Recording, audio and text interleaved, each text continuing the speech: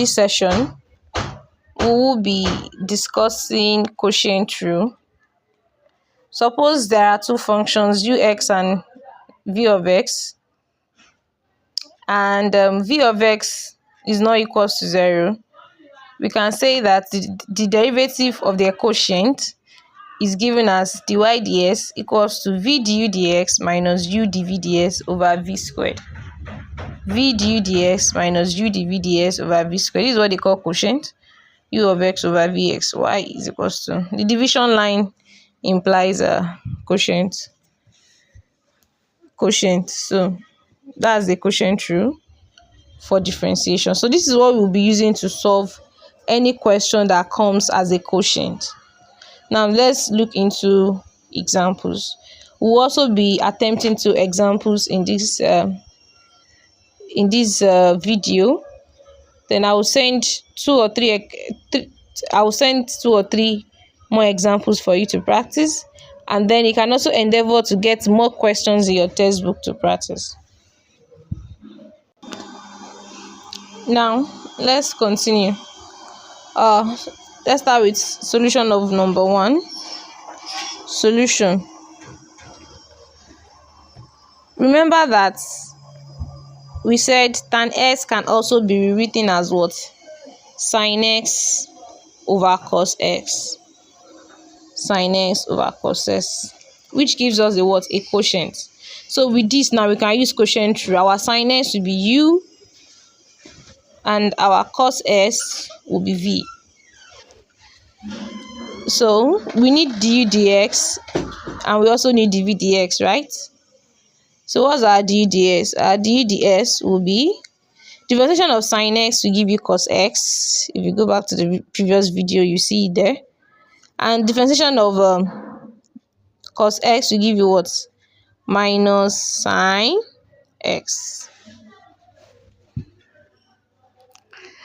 Also, I think those are the terms that we needed. We need u, v, du dx and dv dx. So with this now, we can substitute what we have into the given equation, given formula, which is dy ds now is equals to v du ds. Where is your v? V is cos x. What's our du ds? Our du ds is also what? Cos x. Minus, what's our v? What's our u? Our u is sin x. Our dv dx is minus sin x. Everything over v squared. What's our v? Our v is cos x all squared. Our v is cos x all squared. So with this now, our dy ds will be equals to cos x times cos x. That's going to give us cos square x minus sin x times sin x. That will give us plus sin square x over, then your v squared, this is your v squared, cos x squared, which is also what? Cos square x. So this is going to give us there is a trig identity that says that cos square x plus sin square x is equals to 1. If you go back to your trigonometric identities, you see that cos square x plus what? Sin square x is equals to 1. So this will give us 1 over what? Cos square x. Remember in our previous video, I also said that what trig function is equivalent to 1 over cos s? What trig function is equivalent to 1 over cos s? The trig function that is equivalent to 1 over cos s is what? Is sec s. And you know that 1 over cos s can also be written as 1 over cos s all squared, right? And since 1 over cos s is what? Sec s, we can say sec x all squared. Sec x all squared can be written as sec square s. Sec square x. So that's differentiation of what? Of tan, of tan x. If you go back to the trig table, differentiation of trigonometric functions table, you will see that the derivative of tan x is equals to what? The derivative of tan x, wow,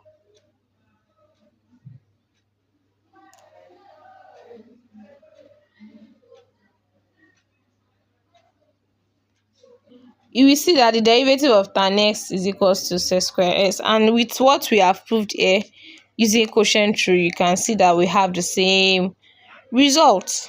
So now let's move to example 2. For example 2, our y is equals to sine. We're using a quotient rule to solve this. This is going to be our u and this is going to be our what? Our v. And du dx will be what?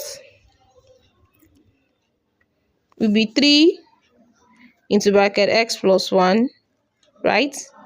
Remember we said that when you use your power rule to solve this, the whole of x plus 1, you assume the whole of x plus 1 to be equals to what? To be x.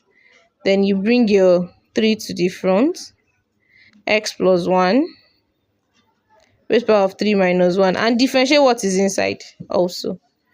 This one too, you will see that even in you have a function of a function in u too. This x plus 1 over 3 can be regarded as a function of a function. X minus 1 over 3, x minus 1 raised power of 3 can also regard as a function of a function.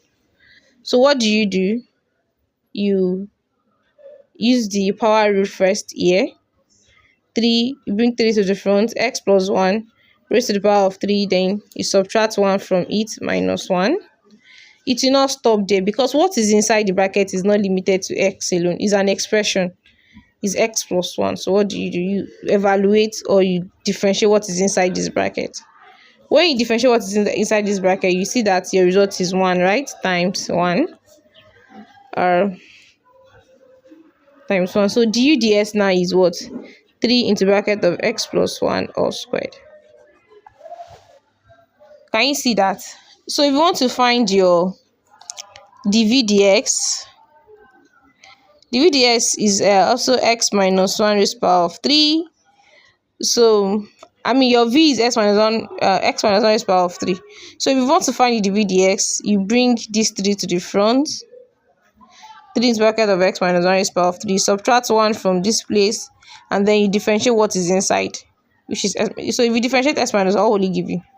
Times 1. That's a function of a function. I have used a function of a function to solve this one, but it's like a shortcut. Instead of writing it one by one, I have done it directly. So you can take your time to do it sequentially so that you can see, you compare, you juxtapose our results. So with this now, this will give you 3 into bracket of x minus 1 all squared. Having done this, we can then substitute our results into the formula. And the formula for quotient rule, remember we are looking for du dx, right? In fact, to avoid confusion, I was not even supposed to name this one u again. Yes, so that you not get confused. So let me change the naming. Let me change this one to w and y. No, don't let me use y. Let me use w and z. Okay, let me use w and z. So eventually I'm looking for, this will be dw dz this will be dw dx rather, dw dx, and this will be dz over the x. So with this now, you will not get confused. So we will not have too much using in our parameter. So now du ds, my du dx now will be what? My du ds now will now be w dz dx. Oh, what is wrong with me? My du dx will be z dw dx minus w dz dx over what? Over z square. So with this now, what do you have? My z here is my z in the question is x minus 1 cube. My dw dx is times 3 into bracket of x plus 1 all squared minus w. My w is x plus 1 all cube, and my dz dx is what? Times 3 into bracket of x minus 1 all squared, right? And then over everything over z. What was our z? X minus 1 all cube.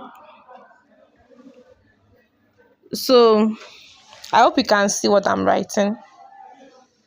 So this is what we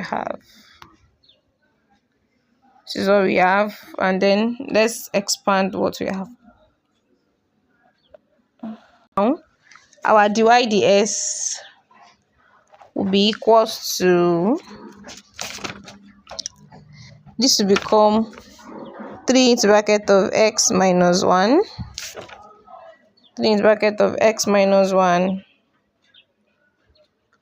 all cube, x plus 1 all squared, right? We follow what we have here. Also have 3 into bracket of x minus 1 all squared, x plus 1 raised to the power of 3 minus 3 into bracket of x minus 1 all squared, x plus 1 raised to the power of 3 over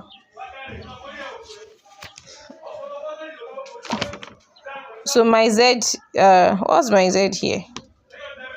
My z is x minus 1 cube. So with this, x minus 1 cube. So you now check if there is something that can cancel one another at both denominator and denominator. So I think one thing is common between denominator and between the denominator and the numerator, and that's the x minus 1 raised to the power of 3.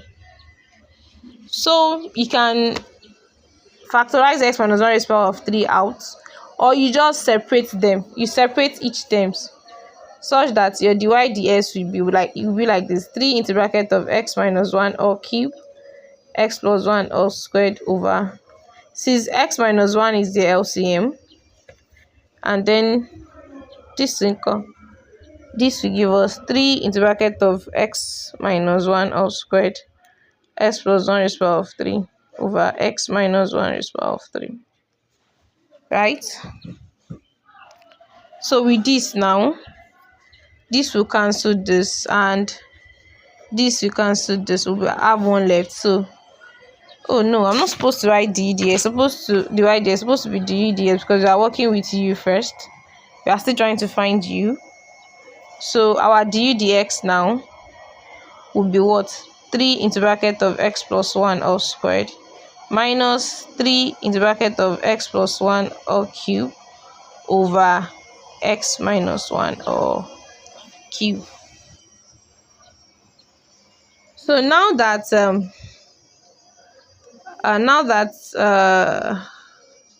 we have known what our du ds is, and remember that the plan was to find dy ds. So we've already found dy du, and we have also found what? Dy ds. So we have also found du dx. Now our dy dx will now be dy du times du dx. You know your dy du gives us what? Cos u, right? This is cos u times our du dx give us 3 into bracket of x plus 1 all squared minus 3 into bracket of x plus 1 raised to the power of 3 all over x minus 1 raised to the power of 3. So this can be rewritten as 3 into bracket of x plus 1 all squared minus 3 into bracket of x plus 1 all cube over x minus 1 all cube, right, times cos. What is our u? What's our u again? Our u is the whole of that fraction. X plus 1 over x minus 1 is power of 3. So we'll just substitute our u. X plus 1 over x minus 1 is power of 3. And that is the end of the solution. I hope this is understood. You can take your time to watch and rewatch the videos so that you can get every concept and everything that is done at each step. Thank you very much for listening, and thank you very much for watching the videos in advance. I will see you in the next session. Thank you.